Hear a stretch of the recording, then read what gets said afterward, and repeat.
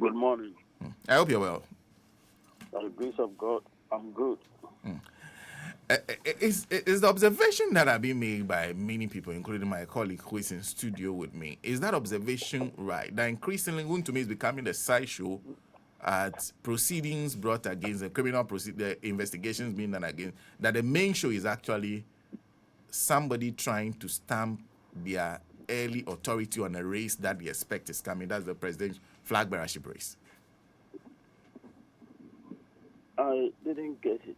Wontumi trying to, if you like, take the lead, No, I'm establish saying himself. No, I'm saying that his arrest has become a platform. It seems to be a platform for those who are interested in leading the party into 2028 to show face that they are no. It's not about Wontumi anymore. Is that a sense you get?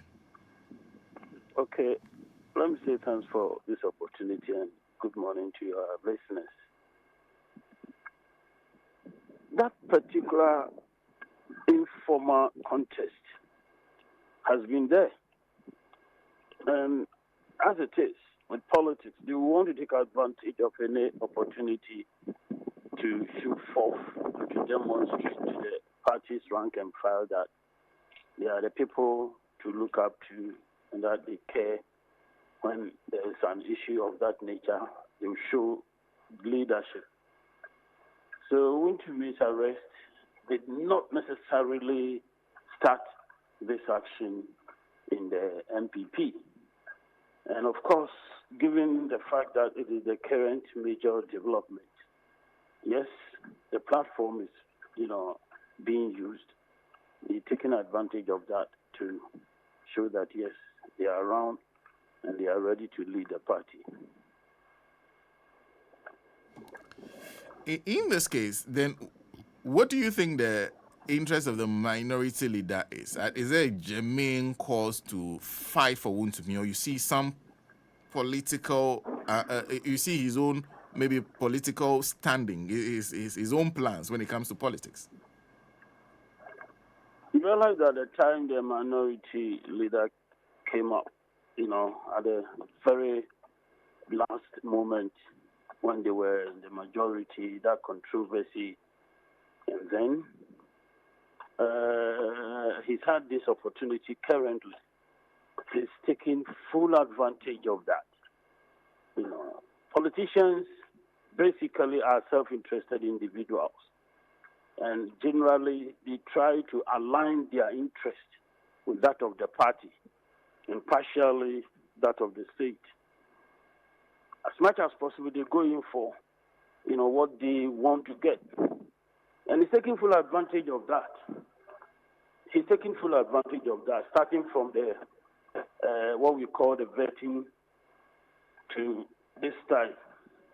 And I can hear some commentaries coming from the MPP quarters, people acknowledging the fact that he has shown leadership during this, what MPP calls, very difficult moment. I don't think he's genuine. He's been very political. He has not been identified as one of those who are interested in leading the party to 2028. So, what do you think his end game is? His end game is to be seen in the party as a major force to reckon with and to simply position himself, for any eventuality. I don't expect him to contest for the party's flag bearership going forward. But then, as it is, he will want to position himself in such a way that it is like you can't do without him in the party. He's there, a major force to reckon with. So whoever comes out will definitely not leave him out. You see, you have factions in political parties, and the way MPP's own played out, especially during Anado's term, he went in for zero-sum game, even within the party. You were either with him or you were completely out. And this put some sort of fear, some insecurity in the party's officers. And to me, that explains why Some people see themselves as in Dr. Baumia's camp, and right from the very word go, decided to use every space to project him. He, the minority leader, is putting himself in a situation where he will be there for whoever comes out. And that is the role I see him, play. And if you like, to establish himself so well, open up and simply to be positioned in a situation where he, at the end of the day, will also, as an individual, benefit from it. Mm. So you're suggesting that he's seeking to be one of the kingmakers, or the strongest kingmaker? He's definitely seeking to be a kingmaker, and not necessarily, if you like, align himself to any particular camp, but to be a versatile person whose presence, whose role, whose influence you want to take advantage of, And I think he will do better, not necessarily to attach himself to any particular camp. Mm. My colleague Nancy is of the opinion that if you look at it carefully, when the party lost, he expected that he would be minority leader because of the nature of the loss and the need for the party to reorganize. He will become the face of the party until the party is properly organized and the necessary executives are elected and a flag bearer elected. But she is of the opinion that he is seeing that race is happening so early, it is diverting attention from him. And that is why he always needs to turn up and also reassert that particular, view that he should be, at this point, the face of the party. Does she have a point? In terms of structure and functions, the minority leader is not necessarily the face of the party. He's the party chair. That's what their constitution establishes. If you're a minority leader and you are overly ambitious, then you want to, be seen as such an individual. But you are not necessarily that person going by the way the party is structured, what their constitution establishes as who represents the party. And I'm told that even with the MPP, even when they have a flag bearer or a sitting president, the party's chair remains the party boss. If this is the case, then the minority leader definitely does not necessarily become the poster person of the party at any material point in time. But then, given the fact that they are, a minority, and then you'll be expected to exercise leadership in parliament and out of parliament in the name of the party, that naturally brings you out. But in terms of structure and functions, I don't expect that he should be such a person. He has the opportunity to play this active role, leadership role. So I don't think he necessarily needs to be pushing, to be trying, to be seen. No. The moment that thing happens, then it becomes, if you like, over ambitious. You yourself having some ambition, that is such that you want to do something beyond, the minority role and then the leadership that confers on you. And I'll come to the Ashanti region. But before that, watching the political, I don't know whether to call it gamesmanship around this whole arrest, who do you think is looking for what, especially those who are seeking to be flag bearer of the party? Which faces are you seeing which you can clearly say that they have necessarily, through this platform, declared that I'm going? I've not rigidly followed, this issue, and then those who have been coming out, although a few names have come out, and obviously those people too had earlier on indicated their intentions to contest for the party's flag bearership role. Canada, Japan, I was told when they visited the place, interestingly, he was also, or he's accused of having had a hand in this Wontumi's case. Was that one of the cards being played, as part of this competition that is not necessarily formally sanctioned by the party, but bitterly, aggressively or unfolding? I don't know. Dr. Adichum has, in a way, declared his intention. I've heard of that of Brian Champon. I've not been following what specifically they have been doing concerning Chairman Wontumi's arrest. So I can't link the two. Mm. In the meantime, in the Ashanti region, because typically you'd expect a lot happening in the Ashanti region when it comes to the arrest of an MPP chairman. What is happening? It seems eerily quiet. We don't hear any agitations on the streets, nothing. What is happening? Well, the party's public stand here in Ashanti region is not positive. And, long ago, from the very word go that Chairman Wontumi became the chairman for a second term, people started to sound a warning that he had not demonstrated the leadership needed for a party of this stature, especially in Ashanti region, and that he didn't really, he was not ready to lead. And this voice did not go down throughout, the second term.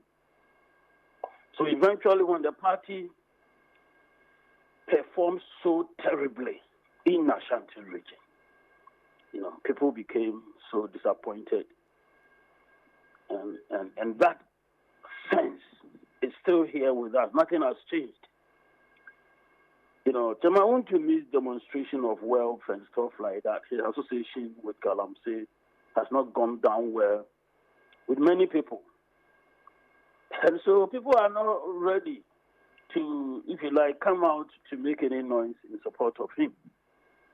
So it's like he called for all this, and that he should go ahead and address it. So people are not really reaching in support of him. So two things. Is a reflection, are you saying it's a reflection of how the Ashanti region feels about the party now, and also the personality involved? The two. With politics, when you don't get the economy matters right, it affects people's life directly. It affects people's life directly.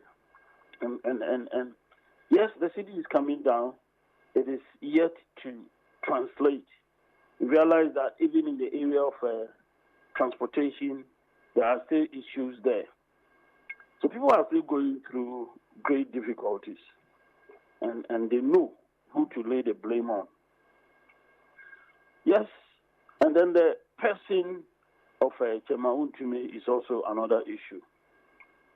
People are wondering how he did come by his wealth, and then these investigations might even help understand exactly what I've been doing all the time. If you are such a person in a political party, are you a businessman? How do you make your money? So, this is an issue that concerns everybody because it speaks volumes about the nature of the Ghanaian state under Nana Dankwa Akufo-Addo. If eventually it becomes established that, some criminality, were sort of a part of, one making his or her wealth, then it was a state-sanctioned criminality. So it's a serious issue. It's a serious issue going on, and people are simply taking their time to watch and not ready to simply obstruct justice in any way. No. I think people have learned lessons. The grassroots, they won't come out to support an issue of this nature, especially when they were let down so terribly. And then there's this, because I'm asking this because there's an opinion by William Yamoa, who is Director of Finance and Administration of the New Patriotic Party. And this is a quote from him. I'm reading from the Canary newspaper of today. Says the arbitrary and politically motivated detention of Chairman Wontumi is not just an attack on one man. It is an attack on the entire Ashanti people. It is a chilling echo of the NDC's historic mistreatment of Ashantis, a pattern that dates back to decades. He's suggesting that arresting Wontumi alone is an attack on Ashanti. Is that how he feels? If you come and say this in Kumasi, where does he stay? Does he stay in Kumasi? And he's playing this card. Who is listening to him and who's working with it? It's a vain attempt to, if you like, move some people. Maybe, some people from Ashanti, our Ashanti region, Ashantis, to get them mobilized to come to support Chairman Wontumi. It's a vain attempt. It won't work. It won't work. It won't work? No, nobody has heard him. I see. Come to Kumasi and see what is happening. And if you like, monitor the discussions on the radio stations. And people calling in. There's no sympathy for anybody. There's no sympathy for anybody. Actually, my own position on the style of arrest is that I don't know whether they are conscious of politics in Ghana, because President Mahama needs his legacy. At the end of the day, you wouldn't want to associate him with some such, if you like, arrests that simply doesn't demonstrate that, the state is also submitting to the constraints established in Chapter 5 of the Constitution. Those that speak to issues of human rights, political and civil rights. I mean, if somebody has committed some criminality, arresting him in a unique style to attract unnecessary public attention give you the impression that some people are being personal, and it's like, besides the court procedures the person will be taken through, that some people want to harass the individuals being arrested in a way to punish them, even ahead of time. It is needless. It is completely needless. Ghana doesn't need it.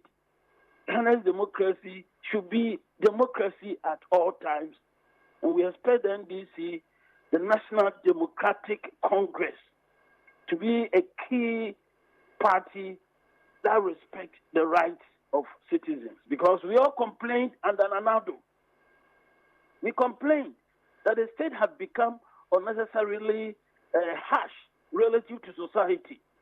We've seen a similar thing play out with the arrest. They are needless.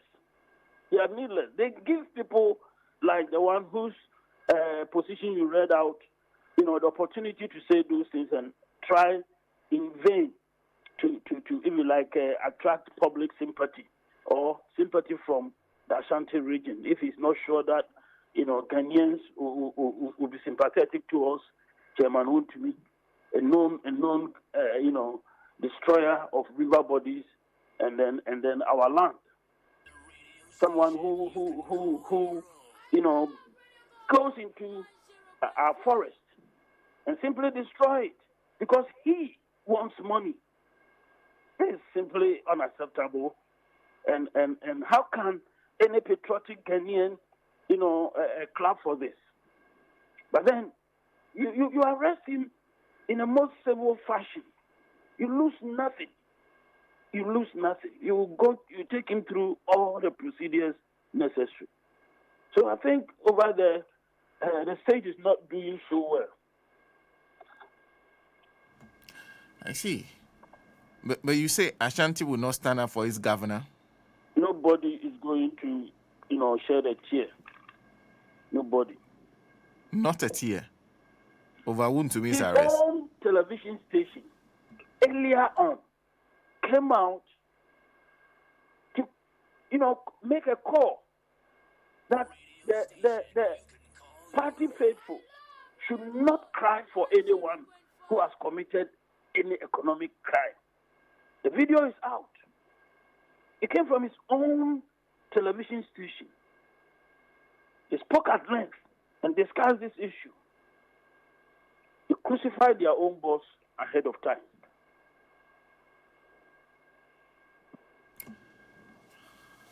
Well, thank you. Thank you, Doc, for speaking to us this morning.